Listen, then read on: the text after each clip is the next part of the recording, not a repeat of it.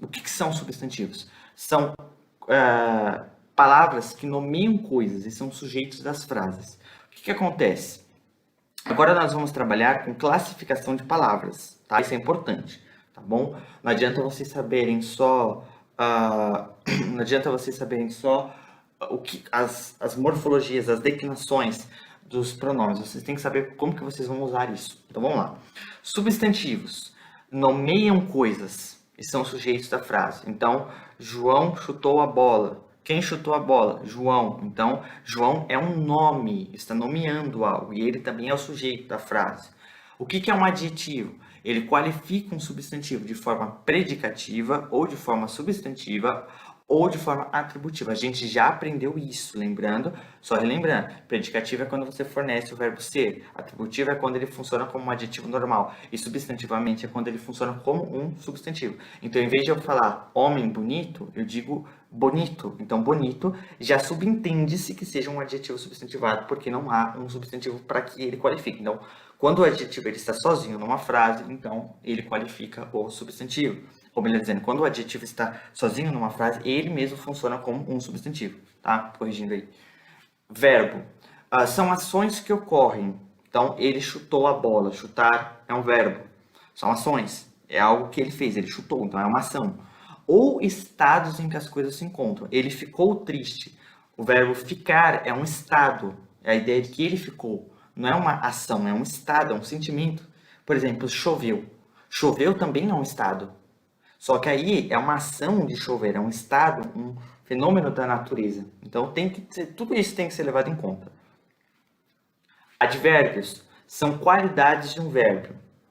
Enquanto os adjetivos qualificam um substantivo, os advérbios qualificam os verbos. E eles realçam o modo, a intensidade ou o aspecto do verbo. Então, ou seja, como que o verbo aconteceu, o modo em que ele aconteceu, a intensidade, o aspecto, se foi rápido, se foi lento, se foi de forma intensiva, se foi de uma forma mais fraca, né? No caso que as pessoas gostam muito de usar o verbo matar, porque fica bem fácil de forma didática. Ele matou, é uma ação simples. Ele assassinou, então aí já é uma ação mais intensiva, né?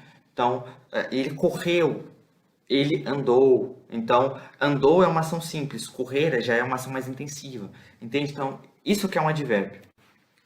E o predicado é o complemento do verbo, também chamado de objeto direto ou indireto. Portanto, é aquilo que se diz acerca do verbo, que complementam. Ele chutou a bola. O que ele chutou? Qual que é o complemento do verbo? A bola, tá? Só para vocês entenderem. Aí. E aqui a gente continua, tá? Vamos lá. Pronomes, artigos, preposições, conjunções e interjeições. O que são isso? Pronomes substituem substantivos, nomes e adjetivos. Sim, ele foi ao mercado. Ele é um pronome da terceira pessoa do singular, mas ele substitui um nome. Então, na oração passada, na frase anterior, está escrito alguma coisa. Então, as pessoas fizeram tal, tal, tal, tal. E eles, ou e elas, no caso porque a pessoa é feminina, então, e elas, tal, tal, tal. Então, ele substitui o nome. Então, em vez de ele ficar falando várias vezes, repetindo várias vezes a mesma palavra, como por exemplo, João foi à feira. E ele voltou de lá. Então, em vez de eu falar João foi à feira e João voltou, então, em vez de eu colocar João duas vezes, eu mudo João para ele. Então, ele substitui um substantivo, ou um nome, ou um adjetivo. Os pronomes podem ser recíprocos, na ideia de reflexivo, ser pronomes reflexivos. Então, ele fez aquilo para si mesmo. É uma ideia reflexiva, eu já expliquei isso também, o que é. Recíproco é a ideia de um plural. Então, eles se abraçaram. Então, é uma ação reflexiva plural, tá? Pronomes pessoais, que vocês já aprenderam, eu, tu, ele, nós, vós, eles. Possessivos, meu, teu, seu, sua, tua, minha, tá? Indefinidos, alguém, né? Aquilo, então, é algo indefinido que ninguém sabe, né? Interrogativos, então também, quem, entende? É um pronome interrogativo. Quem fez isso? Qual? Como? Então, é um pronome interrogativo, tá? Só para que vocês possam entender a diferença. Artigos, tá? Aqui a gente está trabalhando as classes gramaticais. Como que cada uma delas funcionam? Artigos definem e qualificam um substantivo ou adjetivo. Sim. O menino. Esse o é um artigo. Se eu falasse um menino, esse um é um artigo indefinido. E ele faz com que dê a ideia de uma categoria de subconjunto. O que é isso? Um menino dá a ideia de alguém, algum qualquer, dentro de uma qualidade de vários meninos. Então, é um menino dentre outros meninos. Agora, se eu falo o menino, eu já estou dando a ideia de uma ênfase, um destaque. É por isso que eu coloquei ali, além de destacarem, darem ênfase naquilo que modificam. Por quê? Porque para você formar o superlativo, você vai fazer isso. Aquele é o menino. Opa, esse o menino, eu já estou colocando uma ênfase nele, tá certo? Uma ideia de um superlativo. Ele não é qualquer menino, ele é o menino. Seria diferente se eu falasse, ele é um menino. Então, um menino é a ideia de uma categoria de um dentre outros que também são meninos juntamente com ele, tá? Deu para entender aí? Preposições são palavras independentes que unem uma palavra a outra. Não preciso explicar muito sobre isso, mas o que acontece? Tanto preposições e tanto conjunções são palavras que ligam, como eu falei aqui, ó, a conjunção, ó, são palavras que ligam frases com o mesmo valor semântico e criam orações adversativas, coordenativas, subordinativas, relativas, etc. O que significa isso?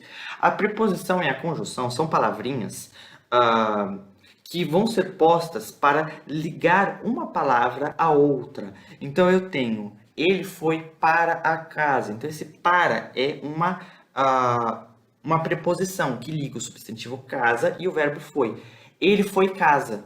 Não tem lógica, né? Não tem como você falar ele foi casa. Então, como que você liga as duas palavras?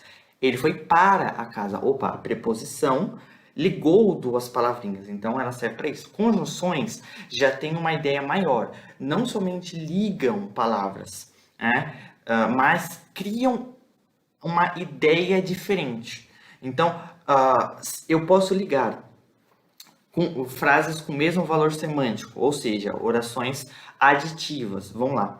Ele comprou banana e maçã. Então, essa conjunção e é a ideia de uma adição, banana e maçã, ligados ao verbo comprar. Então, é o mesmo valor semântico. Ele comprou banana e ele também comprou maçã. Então, elas têm o mesmo valor semântico porque são ligadas ao mesmo verbo, tá? Por isso. Agora, orações adversativas. O que é adversativas? Adversário. Ele comprou banana, mas não comprou maçã. Opa, mas é uma conjunção que liga o verbo comprar, né, a primeira oração, a outra, só que de ideia negativa. Ele comprou banana. É uma afirmação. Mas não comprou maçã, tá? Então, é uma ideia negativa.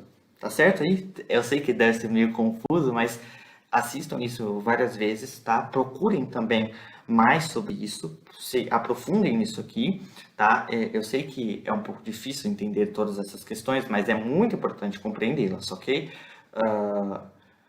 Vamos lá. Coordenativas também dá a ideia de adição, tá? Eles vão coordenando. Subordinativas é uma ideia que algo pertence a alguém. A ideia de subordinação é que uma frase, você tem a oração principal e a oração subordinada. Então, uma frase depende da outra. É o que eu dei o exemplo de, por exemplo, o rei de Israel. Israel está subordinado ao rei. Então, no caso de uma oração subordinada, a frase principal e a frase subordinada. Então, você tem uma sentença que é subordinada à oração principal, tá? Só para que vocês possam entender. Assim, quando a gente tem essas conjunções, preposições e coisas assim do tipo, isso vai criar, sim, relações sintáticas. E isso é muito importante, porque geralmente as pessoas vão começar a criar doutrinas. Não, porque está escrito lá, não sei o quê. Aí, o que você vai falar? Não, essa ideia, esse conceito, essa doutrina que você está querendo impor sobre as pessoas não é bíblica. Por quê? Porque no texto grego tem uma oração subordinado, uma oração coordenativa, etc, etc. Então, amados, aprender isso aqui é extremamente fundamental, tá? Porque vocês vão poder. Se vocês dominar isso aqui, assim, acabou o curso de grego aqui, porque vocês vão dominar assim, mais de 50% com todo o conteúdo que eu passei a vocês até agora, vocês vão dominar muito da língua grega. Vocês já vão estar muito avançados, né? Vamos lá, deixa eu ver aqui o que mais aqui. As interjeições. São fáceis também, interjeição. Não precisava nem muito falar. O que acontece? São palavras ou expressões que expressam sentimentos, como surpresa, admiração, expectativa, susto e também sons sonoros, podendo ser usados como palavras conectivas numa frase. Sim, a expressão e eis que, imagina que eu falasse assim, nós estávamos olhando para o mar. Aí dá uma pausa, né? Aí eu falo, e eis que, opa, esse e eis que, ele liga a frase anterior com a próxima. E ele cria a ideia de algo, um susto, algo que a gente não esperava. E eis que um tubarão apareceu. Então, opa, uma quebra de expectativa, algo que aconteceu ali, apareceu assim do nada, entende? Tipo uma surpresa. E eis que a onda se levantou. E eis que apareceu alguém, então alguma coisa assim, tipo. Eles, além de ligarem frases, também serem palavras conectivas, eles também expressam essa questão de sentimentos, como e eis que ele ficou triste, por exemplo, um sentimento, uma surpresa, uma admiração, uma expectativa, um susto, tá? E também poderia ser sons sonoros, Então eu poderia colocar sons como interjeições. Então, tipo, sei lá, a gente tem uma figura de linguagem, se eu não me engano, é onomatopeia. Eu não tenho certeza, mas eu acho que onomatopeia é a figura de linguagem que fala sobre sons, tipo toque-toque, tic-tac, clac-clac, esses sons assim,